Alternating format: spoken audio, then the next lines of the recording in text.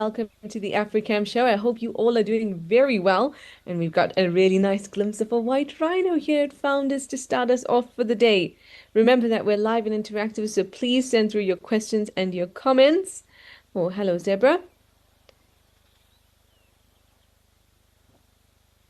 Well, zebras can be a little difficult to sex, but thankfully, when males are a bit excited, it makes it a lot easier. But for the most part, everything is internal. So that makes it difficult to sex them when they're not feeling this excited. Bridget McKinney, you're here. You have a really interesting question right from the get-go, and something I've thought about myself as well. You wanted to know, or you say you wonder if Ellies suck up little fry fish. I am sure they do. And when we see some elephants, I'll dive into that a little more as well, because I've had this thought a lot, not only from the water they drink, but what about from stripping leaves, because they eat so much and they gather so much as they eat that I'm sure they pick up insects and things like that too. Jack DeBoer here. You say good morning from Chesapeake. Thanks for joining us, Jack. Mindy Tillapow. Mindy, you're all bundled up. Very nice. You said you received your first snowfall of the season. I wish I could say the same. We don't really get a snowfall. Um, well, basically in any of our big cities. But I can imagine that it is very nice when that first snow comes and you can be all bundled up. Zygote, you say hi and namaste. Namaste to you too, Zygote. Thank you for joining us. Now, I have had a bit of a busy week um, from, well, I guess from last week when I spoke to all of you and we had some really interesting questions. Minty sent me some videos about a comparison between cats and dogs drinking. So I did a bit of a dive into that. And then Zygote, you were asking about the movement of teeth with crocodiles, and then I did a bit of a deep dive with that. And then we were also wondering about the buffalo that we saw that had clearly been attacked by some lions and was missing the tail. And I was having a bit of a couple thoughts on how is it that they can miss a tail, and it seems to be pretty common for mammals to do fine after they break part of their tail. So a lot to chat about. Although I can't say any of those are long-winded explanations, but interesting stuff nonetheless. Dear NC, you say good morning from Seattle. You're ready for the show with a hot cup of coffee. Oh, I have nothing today with me. I was a bit sick last week, so I'm recovering and my voice is not quite there. So I probably should have had a glass of water or something in case I get a bit coffee. April Owl says, good morning, everyone from a sunny Connecticut. You're glad to be here for the show with your cherry iced tea and you're ready to go. Yes, I think the zebra agrees. The zebra is ready to go too. And as you can see, it has calmed down a bit. So, yet again, difficult to tell whether it is a male or a female.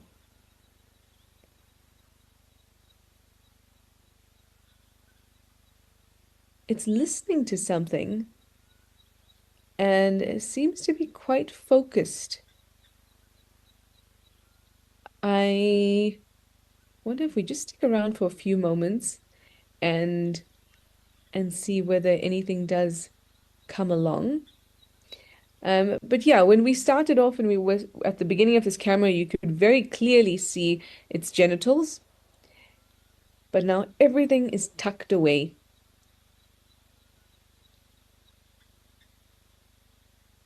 Oh, we have a little wagtail making its way on the sand as I'm wondering what's going through this zebra's mind. So here's my first thoughts. One, it's on its own. The fact that it's on its own uh, kind of indicates to me that it might be a young male.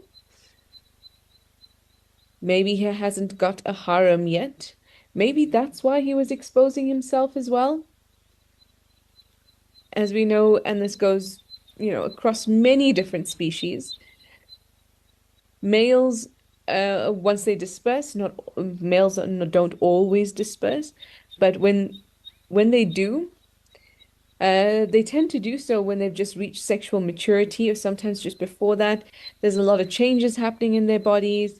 There's a lot of fluctuation with hormones. They are instinctually looking to find those social groups that they make up, and in which, in the case of zebras, that's to find a harem. So he's going out with the intention and almost the obsession to find females. And with zebras, that whole ordeal is quite, uh, uh, it's not a passive process, put it that way. It's not like he just sees some fillies and they're looking for a male to come and take care of them. No, no. Instead, young female zebras remain in their family group. So you have the mom and dad, and then their offspring, and those young female zebras, they stay in their family group until a young male kind of has to fight her father in a way and separate her from the family group and then keep her for himself. So it's not a passive process at all. And as you can imagine, the ways in which we change and develop hormonally, so all the chemicals that are going through our bodies, they fluctuate based on what our needs are at that time. So, when elephants are in estrus, then she's more susceptible to being mated with. When males are in must, their behavior is different too. So, all the things that are going through his body are telling him you need to be a little more aggressive so that you can get those fillies. So that's what I think is happening in this zebra. Doesn't seem to have much. He seemed very focused at one point, but then at the same time doesn't seem to have much direction, which is also something I've noticed in young male mammals. Though they have so many different hormones coursing through them with purpose, they need to get things done. They need to assert themselves. They need to get territory. They need to find females, whatever it is at that point. They also seem to be a little bit lost when they can't do those things, as if they're not sure how to relax, how to deal with everything going on in their bodies. I wonder if we could just swing the camera around a little bit, just see if there's anything else at the water's edge that could be keeping the zebra here, but I really do think it's a young male.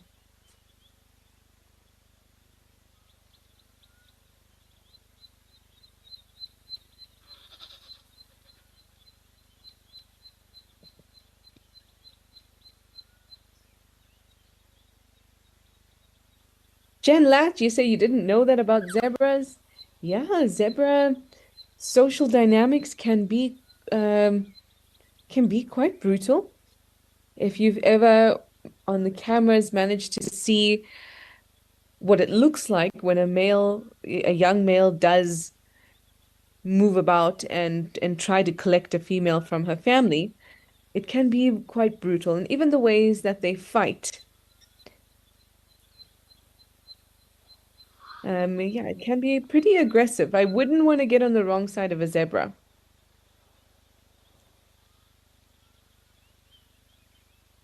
Oh, this is stunning.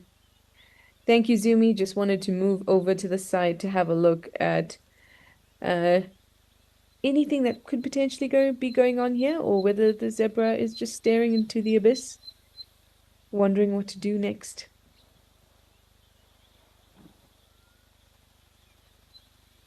Zebras are very, very, very interesting animals.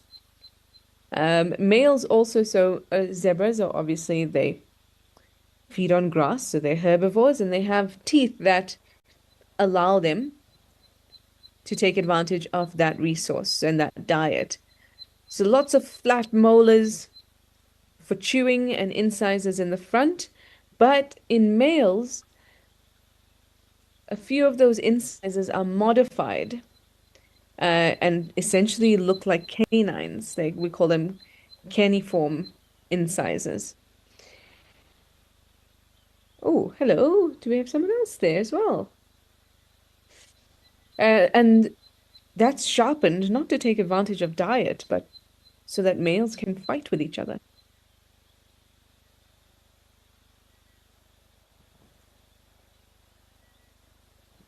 I was just hoping to see if that other zebra was a male as well or not. But this one here seems to be quite on edge. The other guy there, particularly relaxed. I think if that was a female, though, given what we can see right now, this zebra would have, yeah, would be following with a little more gusto than that. Anyway, let us head over to the hide and see. There was a nice species mix a little while ago. Let's see if they're still around. Oh, yay! Some marabou stalks. This almost seems to be the exact location, or very close location, that we saw all of them at. When was it? When we had um, gosh, all the vultures. Remember we saw the white-headed vultures? Was it in this exact spot?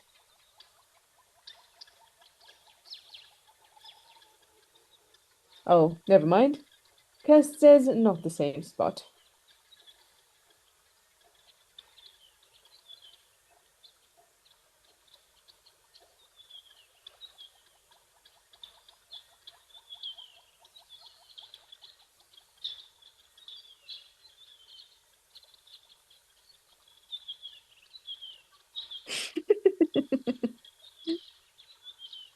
Oh gosh, I do love guinea fowl. Now, I am trying for the life of me to remember the name of this bird. Um, it just escapes you. I feel like it was there for a moment.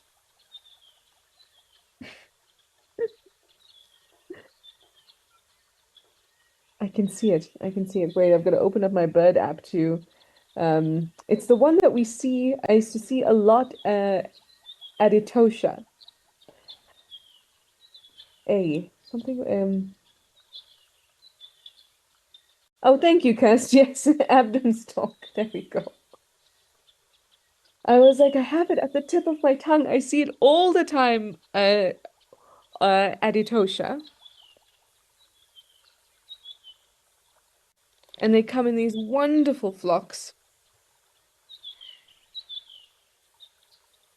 And then at least for me, it's one of those birds that I always think about as my Etosha birds, which I think is nice too. Here we have some vultures.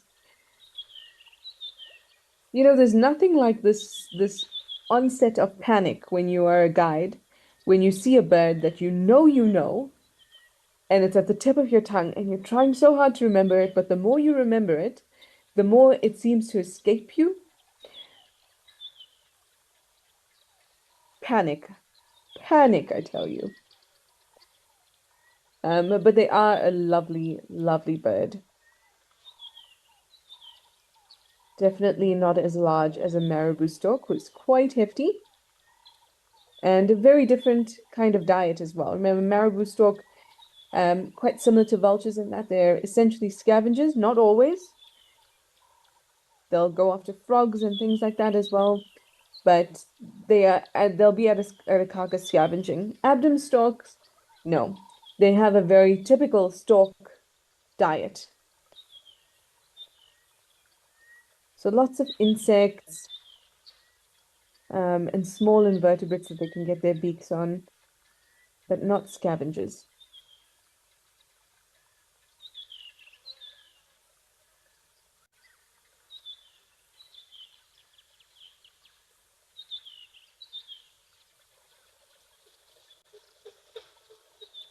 I actually think here in Southern Africa we have a really nice variety of stork. There's a typical yellow-billed stork that has, sorry, I'm just looking at what this marabou stork is. Oh gosh. Uh, I thought that it was I don't know. What do you Kiss says maybe it's a dead marabou, but I'm not sure because I had actually seen this hooded vulture, but I only saw the back of it. So it almost looked like the stork was eating the hooded vulture alive, but in fact it was just a they were just in the they were just together at the same spot. But whatever it is, it does seem to have long and skinny legs.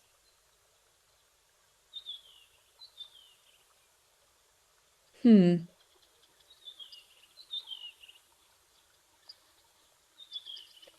My favorite stork that we get here is the saddle-billed stork. I absolutely love it. And if you look at, I mean, it would be amazing if there was a saddle-billed stork here.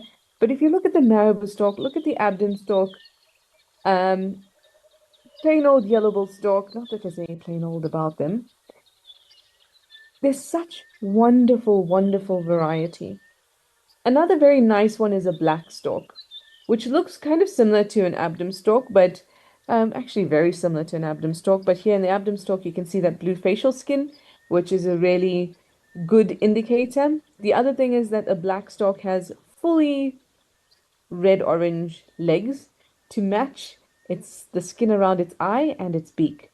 So if you're not seeing that kind of matching, then you're probably looking at an Abdom stork. Grayish beak with those blue patches on this on near the eye. I tell a lot of bird IDs based on how I think they're matching. I know it sounds silly, but that's just how my eyes and brain works. For example, the saddle-billed stork, they have a yellow eye, and that yellow eye for me matches the saddle on their beak. So if it's yellow eye matching the saddle, I know it's a female because I feel like they would more likely be matching. And if it doesn't match, the eye is a different color, more like brown, then I know it's a male. The other thing is it's the male that has the wattle, which is probably easier.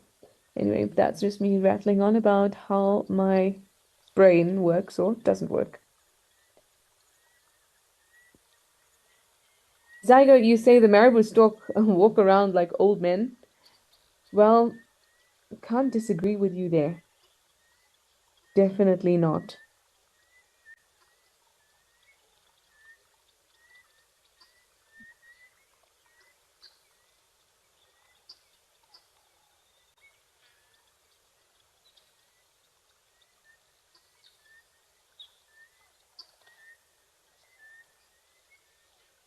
I noticed that some of the marabou storks, oh, sorry, I'm just going to watch this for a moment.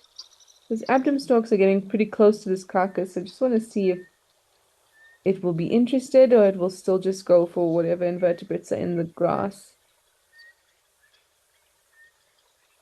Because we can never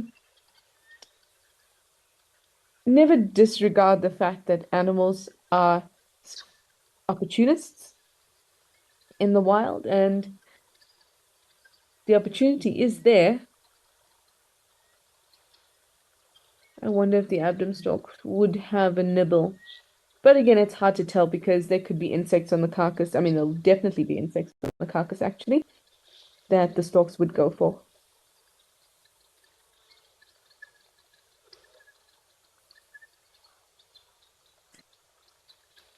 MC leopard spots, you're wondering, was that stalk crop really full? That's not the crop that you were looking at. I saw what you were looking at, that really bulbous sac that's on the throat there. That's actually an air sac. So when it's inflated like that, it looks huge.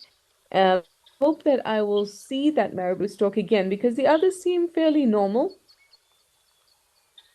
Like if we look at these two, their air sacs aren't hugely inflated.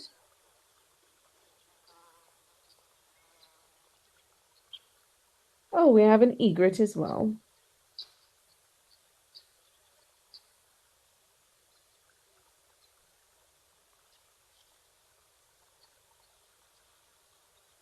Hopefully we can see that other one, but that one was really, really inflated, and I kind of wondered why. Maybe it had just been calling. Inflating the air sac does help with calling. It can kind of amplify the sound.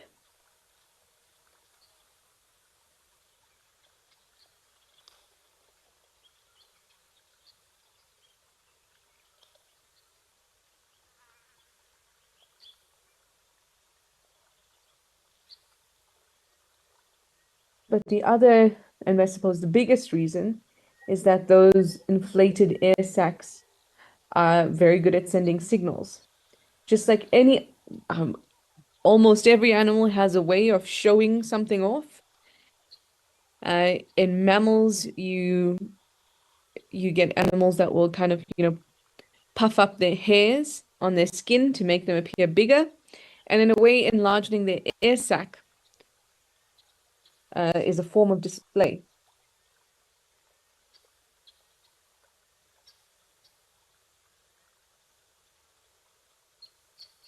So maybe that one that had it very, very, very much inflated was trying to show something off.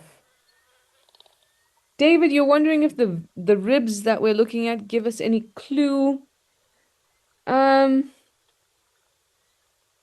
no, I can't say that this is giving me a clue at all, to be honest. Um, I have seen many, many a bird dead and taken by the bush in the sense of um just disintegrating, and I can't say I've seen a huge amount of scavengers around bird carcasses. But that being said, I don't think anybody's fussy. But I'd imagine it's a little bit difficult to get those large beaks into the flesh of a bird. Now, with the hooded vultures, maybe a little bit easier. Marabou storks, those are some pretty hefty beaks. And I can't imagine they'd be getting much out of a bird's carcass, if it is a bird's carcass. The other thing is that um, they all sort of like I think, did a bit of a jump when they heard that. The other thing is bones tend to be a really good anchor. You can use it to pull meat off, and bones are strong and sturdy. So it's a really good anchor for meat, especially if you're pulling meat off like this vulture does. But bird bones are hollow and quite fragile. So could that also be a reason that I didn't or haven't seen scavengers on birds?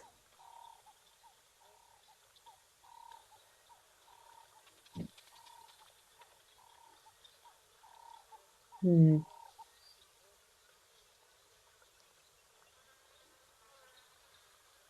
That was quite a nice looking hooded vulture.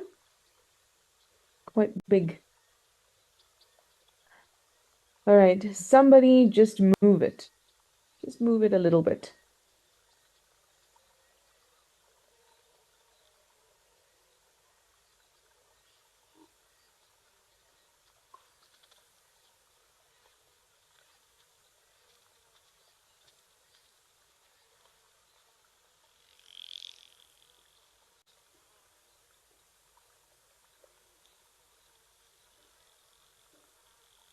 This kind of situation is probably one of my favorites in the bush. There's a mystery, try to figure out, try to get. You can't ask anyone questions, you can't interrogate your potential suspects. Just have to be very observant. So, David, I do see those ribs that you're talking about. Doesn't really give anything away.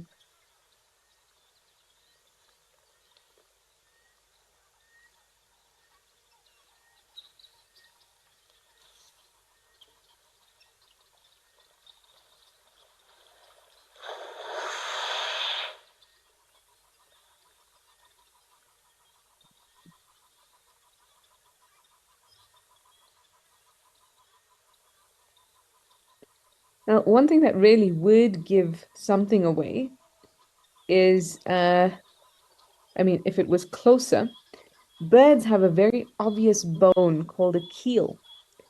Well, it's attached to their sternum, but the way it's positioned is very unique to birds. And it's positioned around those ribs. I'm not seeing a keel. I can see the ribs poking out, but it could have broken. Like I said, birds have delicate bones, so it's not impossible for it to have broken, for it to be upside down. Maybe the keel and sternum are on the ground. Does anyone have any ideas? Does anybody know when we first saw the marabou storks and the vultures here? Were there any other clues that could help us? Also seeing, oh, hang on, now I'm actually seeing some things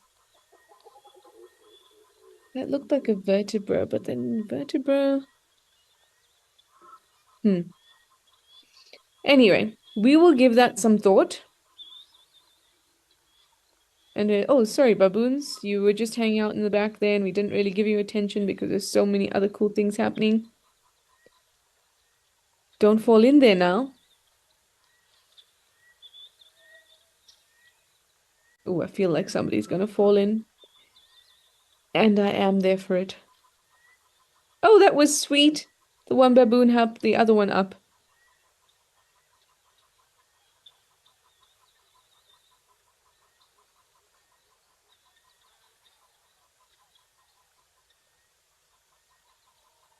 Yeah, this is one where we'd have to be there and have a really close look. And as soon as we do, I think we'd all know it immediately.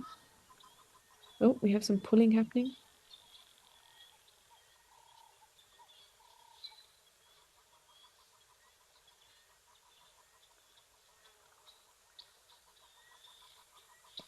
So the side where the hooded vultures are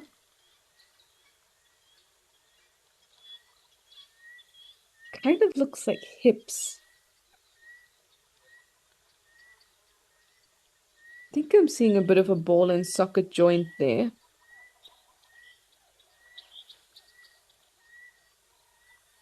which is a bit large for a bird. Hmm. Anyway, I think things would have to be very different for us to figure it out. Somebody has to drag it towards the camera.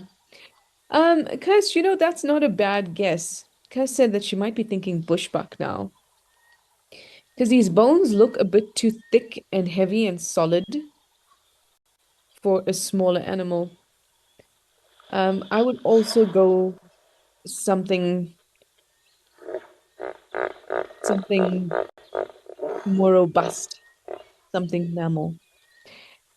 MG leopard spots, you said you had no idea that was an air sac. I know. The first time I saw it, I also one thought it was a crop, and then realized that this crop is really dangly. Like, shouldn't it be tighter than that? And it looked very thin, but yes, it is an air sac.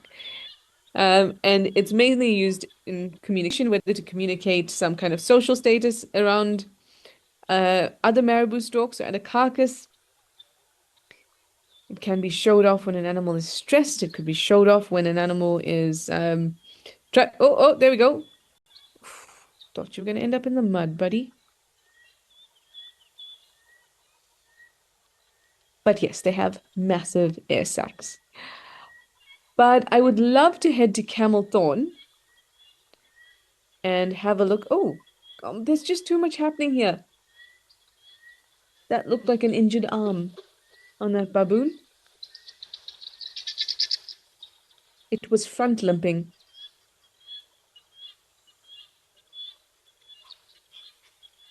Okay. All right, let's head to Camelthorn. I did want to see the croc again, and we had such wonderful views of crocodiles over the last couple of days that I thought it would be nice. Hello. What is that dark patch on it? Is this just a bit of an optical illusion or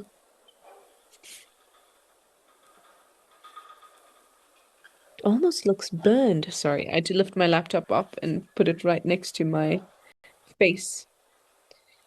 Yeah, I guess it could just be mud, but it is so dark. Anyway, update based on our discussions over the last couple of weeks. Crocodiles are constantly replacing their teeth. So Zygo, do you remember you asked, are they like sharks? And I said I don't think that they replace it as often as sharks. I know that they do replace it, but I just don't know how much. And I don't think that it's all in a row just waiting.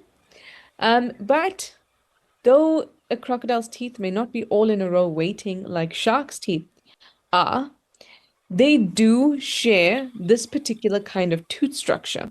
So a crocodile is called a polyphyodont, which basically means that they are constantly replacing their teeth, which is a characteristic they share with sharks and some reptiles as well.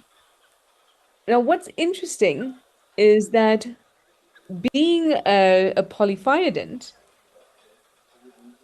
is not very common in mammals, but elephants are polyphyodonts too, because it basically means that they have multiple sets of teeth that arise at different times.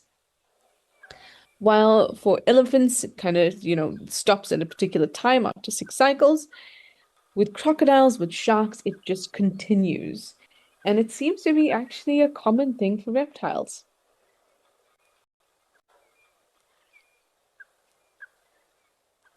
They're also born with teeth, and the replacement tends to happen from the back of the mouth, so almost rhythmically. So, the back two go first, and then they get replaced, and then the next two, and the next two, all the way to the front. And that happens throughout their lives. And I have not verified this, but apparently it can happen 50 to 60 times. Now, I did read that in the first couple years of a crocodile's or crocodilian's life, I should say, the teeth replacement tends to happen yearly, but then as they get older, it slows down, which kind of makes sense. They're long-lived. If they go through 60 sets, then yeah, it kind of adds up.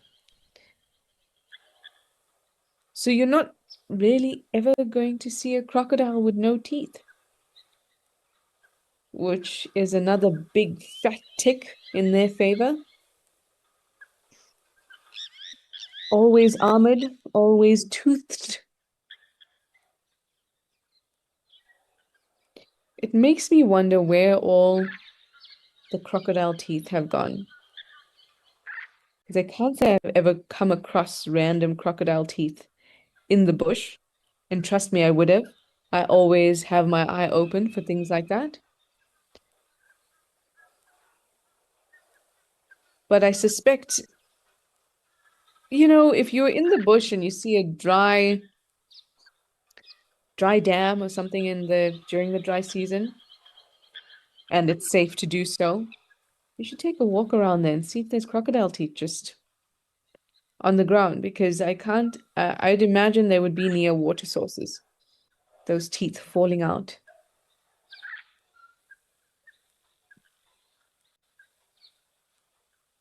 It is really interesting. And also, it's one of those things that I can't believe I didn't know sooner, which is honestly your most, for me, one of the most valuable things about all of you.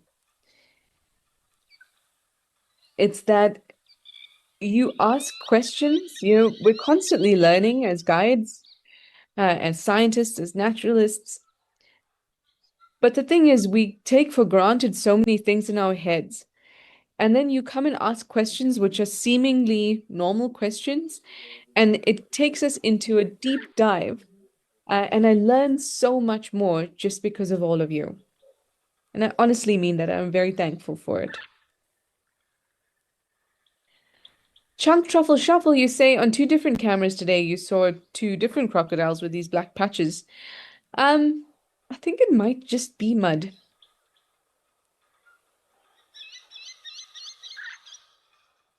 It is it is a bit odd though. I've never seen a mud patch like this before, especially not such a defined patch and such a dark one. But this type of soil that we see around the camera here does get very dark when it's wet. I'm just not sure how the rest of the crocodile dried up and that patch didn't. MG Leopard Spots, you say elephants have 6 sets of teeth in total, you think? Yes, you are absolutely right. They have 6 sets of teeth, one in each quadrant, so 4 teeth at a time, and then it happens, they go through 6 sets of that four. So in total, that's 24 of those brick-like teeth because it's 4 times the 6, and then 2 tusks, give them 26, and then 2 tushes when they're very little before their tusks emerge, kind of like baby teeth tusks. So throughout their lifetime, they get 28 teeth. Crocodiles, however, throughout their lifetime, whew, that would be a lot of teeth.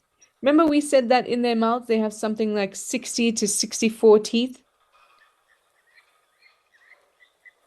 So that's going through thousands of teeth, actually. If they can go through 60 sets, let's see. Or let's say just 60, yeah, some said 50, some said 60. That's still in like over 3,000 teeth that they could go through. Which is insane. Imagine that level of production happening in an animal's body. Mindy, you're asking if there's any significance to this croc resting with his front legs back? I don't think so. I have seen it before.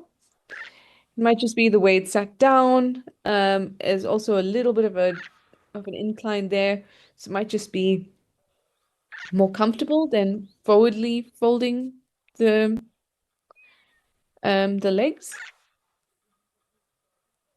But no, I don't think there's anything unusual. I've definitely seen crocodiles sleep in this way before. Anyway, off we go to Old Donyo to have a look at some yellow baboons. Earlier we saw some chakmas.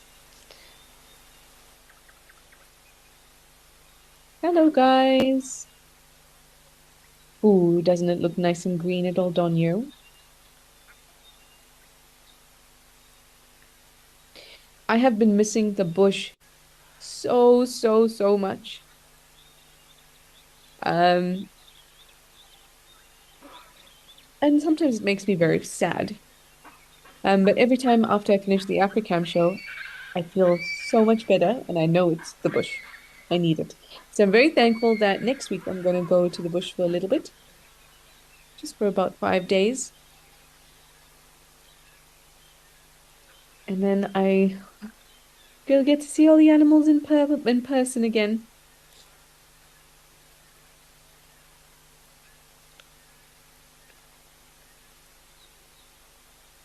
So there were two other things that I needed to get through.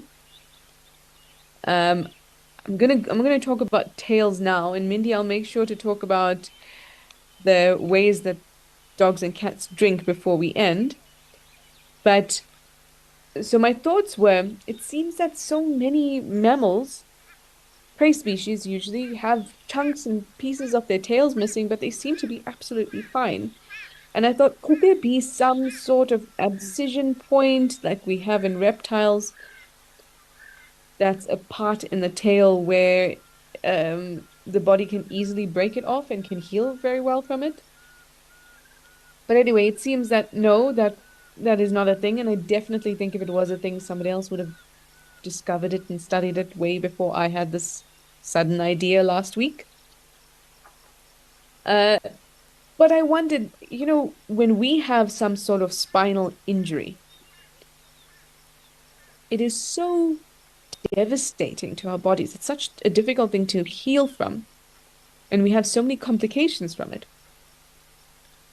So I started to do some digging on just the vertebrae of other animals, and I was thinking particularly about buffaloes, hyenas, elephants, because we've seen them with no tail, half a tail so often. And it seems that, I mean, at a point in time, we did have a tail, or our ancestors had a tail during embryonic development. We do have a tail, us as humans.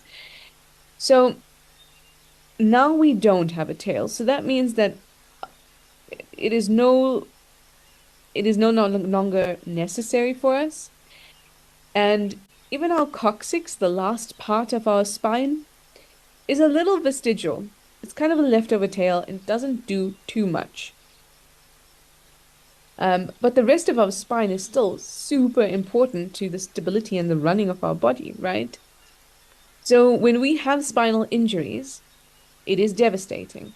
However, with other mammals, mammals that do possess a long tail, the long tail is not vital to their survival like the rest of the spine is, because remember, the tail is an extension of the spine. And essentially, the tails are used for communication, to protect the anus, to swat away pests. So they aren't, even though they are nerves and blood vessels in a tail, there aren't a lot of them.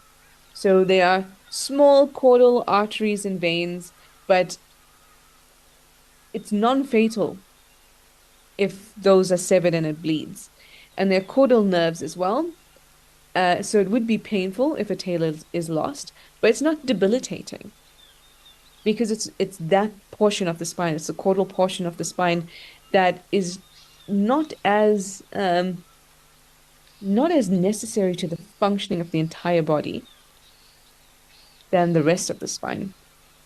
So no incision layer, just a bit that can be given to the predator that manages to hang on to the tail. But I'm going to do more digging there because I have a feeling so often when I do these diggings, it's about asking the right questions at the right time and really doing a deep dive and finding the right words to very particularly articulate what I want to know, so that I can get to the right types of information.